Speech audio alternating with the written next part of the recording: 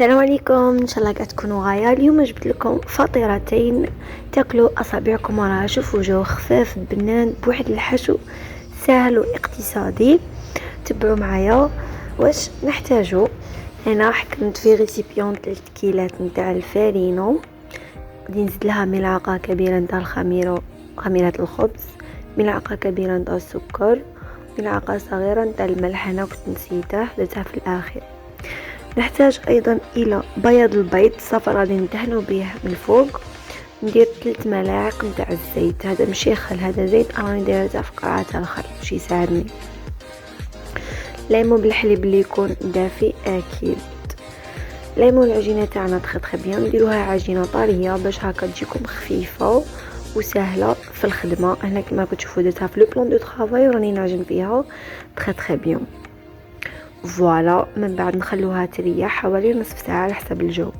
هنا في مقلاة الحشو تاعي يعني تكون من دجاج وخضار. درت حبه متوسطه من البصل مع حبه متوسطه من الطماطم مع حبه فلفل مع نصف صدر من الدجاج. درت لها شويه نتاع الملح، شويه نتاع الفلفل الاسود وشويه نتاع الكركم. ماذا بكم ايضا ديروا توابل الدجاج. نغلقوا عليها ونخلوها يعني على نار قليله. هنا كما راكم تشوفوا راني نخلط تخي بيان. بعد ما كل شيء تقلاو لي طلقوا لي. درت كميه من الزيتون الاخضر مع ملعقه كبيره من الطماطم المصبره. بيان سور نديرو كميه حوالي ربع فنجان تاع الماء باش هذيك الطماطم تطلقناش لاسيديتي. فوالا دونك هنايا جبت العجينه تاعي بعد ما خمرت لي قسمتها الى جزئين.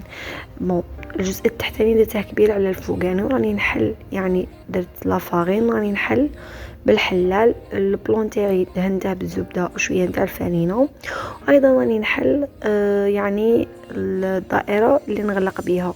حكمت الحشو تاعي وراني نفرشاه مليح في الجزء السفلي. وغادي ندير شويه تاع جبن، هذا جبن موتزاريلا، وغادي من فوق نبلعو عليها عادي. اذا كانت يعني انا العجينه طريه ساعدتني، اذا كانت يعني العجينه شويه قاصحه قلت لكم خلوها طريه.